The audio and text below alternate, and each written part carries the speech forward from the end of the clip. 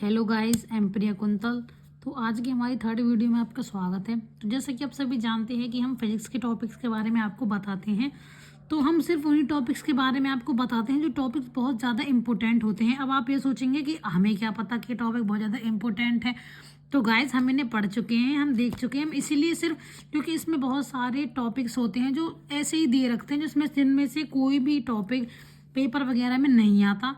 तो इसलिए हम आपको सिर्फ वो ही टॉपिक कराएंगे जो टॉपिक बहुत मोस्ट इम्पोर्टेंट है और जिनकी 99% ही पेपर में आने की संभावनाएं हैं। तो आज हम पढ़ते हैं अपना थर्ड चैप्टर, जिसका नाम है इलेक्ट्रिक चार्ज। तो आइए अब हम इलेक्ट्रिक चार्ज के बारे में जानते हैं। तो इलेक्ट्रिक चार्ज क्या होता है? Electric charge is a fundamental property of matter. Electric charge fundamental property होती है मैटर्स की। इट कैन बी पॉजिटिव और नेगेटिव, जो कि पॉजिटिव भी हो सकती है और नेगेटिव भी हो सकती है। तो electric charge is like a super power. Electric charge जो होता है वो सुपर पावर की तरह होता है। दैट पार्टिकल्स हैव, जिसके पार्टिकल्स के पास some particles have a positive charge, कुछ पार्टिकल्स के पास पॉजिटिव चार्ज होता है, while others have a negative charge, और कुछ के पास नेगेटिव चार्ज होता है। It's what makes them attract them और रिपेल देम, जिसकी वजह से उन चार्ज की वजह से रिपेल करते हैं और एक दूसरे को अट्रैक्ट भी करते हैं। मान लीजिए हमारे पास दो चार्ज हैं, पॉजिटिव चार्ज है and then other positive charge ही है। तो वो क्या करेगा, हम पिछली भी वीडियो में हमने बहुत ज़्यादा पढ़ा है, वो करेगा एक दूसरे को रिपेल। और अगर हमारे पास नेगेटिव चार्ज है और ये भी नेगेटिव चार्ज है तो ये भी क्या कर रही है, एक दूसरे को रिपेल। अब सेम चार्जेस हैं तो एक दूसरे को क्या कर रहे हैं, रिपेल। एंड अगर ये दोनों अलग अलग चार्ज होते, मान लीजिए ये नेगेटिव होता और ये पॉजिटिव होता, तो ये दोनों एक दूसरे के क्या करते, अट्रैक्ट। तो आज का हमारा दूसरा टॉपिक है ओम्स लॉ। तो आइए ओम्स लॉ के बारे में पढ़ते हैं। तो Ohm's law is a formula. Ohm's law वो फॉर्मूला है used to calculate the relationship between voltage, current and resistance in an electrical circuit। तो ओम्स लॉ हमारा वो फॉर्मूला है जिसका इस्तेमाल हम करंट, वोल्टेज एंड रेजिस्टेंस के बीच में किसी भी इलेक्ट्रिकल सर्किट में उन दोनों के बीच, इन तीनों के बीच के रिलेशनशिप के बारे में जानने के लिए करते हैं। तो इनके बीच में क्या रिलेशन होता है, जो वो होता है ना वोल्टेज, यहाँ पे जो ई है वो वोल्टेज है हमारी, आई हमारा करंट है और आर है हमारा रेजिस्टेंस। तो इन तीनों के बीच में क्या रिलेशन होता है, वोल्टेज जो होती है वो इक्वल होती है करंट एंड रेजिस्टेंस के। तो व्हेन स्पेल्ड आउट, तो जब हम इनके बारे में कैलकुलेट करते हैं, वोल्टेज किसके इक्वल हो गई, करंट एंड रेजिस्टेंस के। और वोल्ट्स किसके, अच्छा वोल्ट्स क्या होता है, वोल्ट्स वोल्टेज की वो क्या कहते हैं, उसे सिंबल होता है, जो उसकी इकाई होती है जो बताती है। जैसे मीटर्स लंबाई की, चौड़ाई की, इन सभी की मीटर सेंटीमीटर में होती है, ऐसे ही वोल्टेज इन सब की इकाई होती है, वोल्टेज की, करंट की एंड रेजिस्टेंस की। तो फॉर एग्जांपल हम ले लेते हैं, वोल्टेज का जो इकाई है वो है वोल्ट्स। तो इससे हुआ volts is equal to amperes into ohms. V is equal to A into, ये ओम्स का सिंबल है।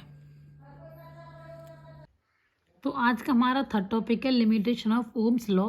तो ओम्स लॉ के लिमिटेशन क्या है? पहली लिमिटेशन है the law is not applicable in unilateral network. तो ये नेटवर्क क्या होते हैं? ये नेटवर्क वो नेटवर्क होते हैं जो अलाउ करते हैं करंट को फ्लो करने के लिए इन वन डायरेक्शन में, एक ही डायरेक्शन में।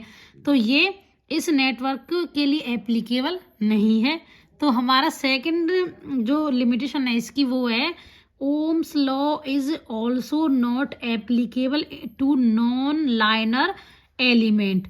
तो जो हमारी ओम्स लॉ है वो नॉन लाइनर एलिमेंट्स के लिए भी क्या नहीं है, एप्लीकेबल नहीं है। तो नॉन लाइनर एलिमेंट्स क्या होते हैं?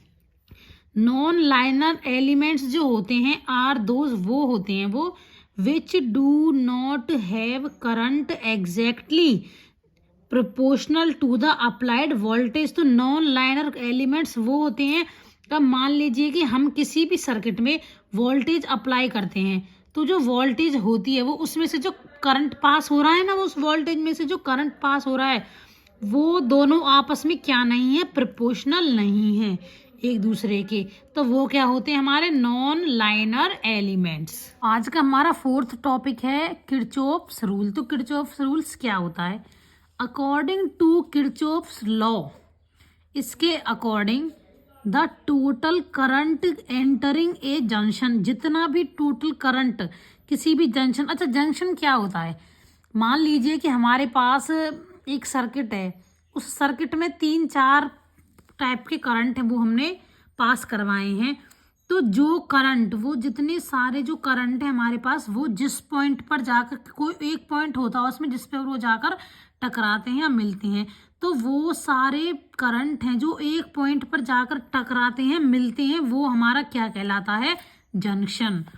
तो the total current entering in a junction, जो टोटल करंट है एंटर करता है जब एक जंक्शन में, और ए नोड, नोड और जंक्शन एक ही चीज होती है, is equal to charge leaving the node. अब आपने देखा कि हमने करंट पास करवाया, अब करंट पास होगा तो चार्ज तो होगा ही, तो वो क्या होता है, जो एंटरिंग का जो करंट है वो किसके इक्वल होता है, चार्ज लीविंग द नोड, उस चार्ज के जो बाद में वो उस जंक्शन से क्या होता है, छोड़ा जाता है। As no charge is lost, तो उसमें किसी भी चार्ज का कोई लॉस्ट नहीं होता। तो इन अदर वर्ड्स, दूसरे शब्दों में अगर हम कहें तो किरचॉफ्स लॉ क्या होता है, algebraic sum of all the current, ये पूरे जितना भी करंट एंटर हो रहा है उसके जोड़ के, entering and leaving a node, और जितना भी करंट उस जंक्शन से निकल रहा है, लीव कर रहा है, मस्ट बी इक्वल टू किसके होता है, जीरो के। तो in other words, algebraic sum of all the current entering and leaving a node must be equal to zero. For example ले लेते हैं, ये है I1 एग्जैक्टिंग, जो करंट लीव कर रहा है, प्लस में I2 एंटरिंग, तो करंट जो निकल रहा है और जो करंट उसमें एंटर हो रहा है, उन दोनों का जोड़, उन दोनों का सम किसके इक्वल हो गया, जीरो के।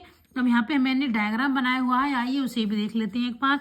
तो ये हमारा जंक्शन है, ये पॉइंट दिख रहा है आपको, ये क्या है, हमारा जंक्शन है। तो जैसा कि आप देख रहे हैं, ये जो करंट आ रहा है हमारा I1, ये भी अंदर आ रहा है I2, एंड ये भी अंदर आ रहा है I3। तो ये तीनों क्या कर रहे हैं, एक ही पॉइंट पे जाके मिल रहे हैं, और यहाँ से दो करंट निकल रहे हैं I4 एंड I5, ये तो एंटर कर रहे हैं ये, और ये लीव कर रहे हैं। तो ये हमारा, और ये क्या है, हमारा जंक्शन है। तो अब हमारा ये जो करंट एंटर हुआ एंड जो करंट आउट हुआ वो किसके इक्वल हो गया, जीरो के इक्वल हो गया। तो आज का हमारा फिफ्थ एंड लास्ट टॉपिक है व्हीटस्टोन ब्रिज। तो व्हीटस्टोन ब्रिज क्या होता है, Wheatstone bridge is also known as resistance bridge. तो जो व्हीटस्टोन ब्रिज है उसका एक और नाम है, उसे रेजिस्टेंस ब्रिज के नाम से भी जाना जाता है। तो ये इसका इस्तेमाल किस लिए होता है, इसका इस्तेमाल होता है to calculate unknown resistance by balancing two legs of the bridge circuit. कोई ब्रिज सर्किट है, उसमें जो अननोन रेजिस्टेंस है ना, उसके बारे में जानने के लिए व्हीटस्टोन ब्रिज का इस्तेमाल होता है। मैंने आपके लिए इसकी दूसरी डेफिनेशन भी बनाई है, जो वो दूसरी डेफिनेशन है आपको अच्छे से समझ में आएगी, वो थोड़ी सी ज़्यादा इजी लैंग्वेज में है। तो इसकी दूसरी डेफिनेशन क्या है, Wheatstone bridge defined as an electrical circuit. तो जो व्हीटस्टोन ब्रिज है वो डिफाइन करता है कि इसको, कोई भी हमारे पास इलेक्ट्रिकल सर्किट है in which an unknown electrical resistance can be measured. तो व्हीटस्टोन ब्रिज हमारा क्या है, इलेक्ट्रिकल सर्किट है जिसके अंदर किसी भी अननोन रेजिस्टेंस को हम मेजर कर सकते हैं with the help of two different legs belonging to a bridge circuit. तो ये हमारा क्या हो गया, व्हीटस्टोन ब्रिज। तो इसका डायग्राम भी मैंने बनाया है जिसकी वजह से आपको और ज्यादा अच्छे से समझ में आएगा। तो अब मान लीजिए ये हमारे पास, ये जो मैंने बनाया, मान लीजिए ये हमारा पास कोई इलेक्ट्रिकल सर्किट है, ये हमारे पास कोई इलेक्ट्रिकल सर्किट है। तो ये हमारी ये यहाँ पे वोल्टेज। तो अब यहाँ से कोई करंट जा रहा है, करंट। तो अब मैंने जैसे कि बताया था इसमें डिफरेंट लेग्स हैं, तो इसमें हमारे पास टोटल 4 करंट हैं, I1, I2, I3 and I4, जो कि डिफरेंट डायरेक्शन में मूव कर रहे हैं। तो अब ये हमारे पास, अब जैसे मान लीजिए यहाँ से हम चलते हैं I करंट, तो ये हमारा I करंट मूव हो रहा है, ये हमारा I2 करंट है, ये हमारा I3 है एंड ये हमारा I4 है। तो ये चारों करंट एक पॉइंट पे आके मिल रहे हैं। ये क्या हमारा लगा हुआ है, गैल्वेनोमीटर। हम आगे आपको गैल्वेनोमीटर के बारे में भी बताएंगे, गैल्वेनोमीटर इसके बारे में। जैसा कि मैंने व्हीटस्टोन ब्रिज के बारे में आपको ये बताया था कि उससे हम क्या करते हैं, मेजर करते हैं किसको, रजिस्टेंस को। तो हम मेजर रजिस्टेंस को मेजर कैसे करेंगे। अच्छा, मैंने आपको बताया था कि हमारे पास 4 करंट थे, I1 था, I2 था, I3 था एंड I4 था। तो अब हम मान लीजिए कि हमारे पास I1, तो इसका फॉर्मूला होता है एक, वो फॉर्मूला भी मैं आपको बता देती हूँ हम कैसे निकालते हैं। I1 है, जैसे मान लीजिए हमारे पास I2 माइनस में I3 एंड प्लस में I4 इक्वल टू हमारा 0 के होता है। तो मान लीजिए अब हमारे पास I1 की वैल्यू है 2, I2 की वैल्यू भी हमारे पास 4 है एंड I3 की वैल्यू हमें निकालनी है और I4 की हमारे पास वैल्यू है 5। तो अब हमारे पास 3 करंट की वैल्यू है और हमें क्या निकालनी है, एक की निकालनी है। ओके, तो ये जैसे उसकी वैल्यू 2 थी, प्लस में उसकी वैल्यू क्या थी हमारी, I2 की थी हमारे पास 4, माइनस कर देती हूँ मैं। थर्ड की हमें वैल्यू पता ही नहीं, तो थर्ड की वैल्यू हम क्या मान लेते हैं, R। ओके, और एंड में प्लस में उसकी वैल्यू हो गई जैसे कि 5 इज इक्वल टू हो गया 0 के 6 माइनस के R हो गया, प्लस में हो गया हमारा 5 इज इक्वल टू हो गया 0। तो यहाँ से हम क्या करते हैं, माइनस R यहीं पे रह जाएगा, ये प्लस का क्या हो जाएगा आगे जाके माइनस, एंड ये माइनस का क्या हो जाएगा आगे जाके प्लस। तो minus R is equal to क्या हो गया यहाँ पे हमारा +1। तो R की वैल्यू क्या आ गई यहाँ पे हमारी, -1, -1 होगी। लेकिन जैसा कि आप जानते हैं कि जब यहाँ से माइनस का सिंबल अगर वो इधर जाता है अपॉन में, तो ये माइनस अपॉन में जाएगा, तो ये क्या हो जाएगा हमारा प्लस। तो R की वैल्यू आ गई हमारे पास +1। गाइज, अब हमने आपको अपने 5 टॉपिक के बारे में बता दिया है। अगर आपको हमारी वीडियो अच्छी लगी हो, आपको समझ आता हो, तो प्लीज़ हमारे वीडियो को लाइक करिए, हमारे चैनल को सब्सक्राइब करिए और हमें कमेंट करिए कि हम आपको कौन कौन सी वीडियो और दें, कौन कौन से टॉपिक पे दें। जो भी आप कहेंगे हम उसी टॉपिक पे आपको वीडियो बना के, वो भी अच्छी और ईजी से ईजी लैंग्वेज में समझाने की कोशिश करेंगे।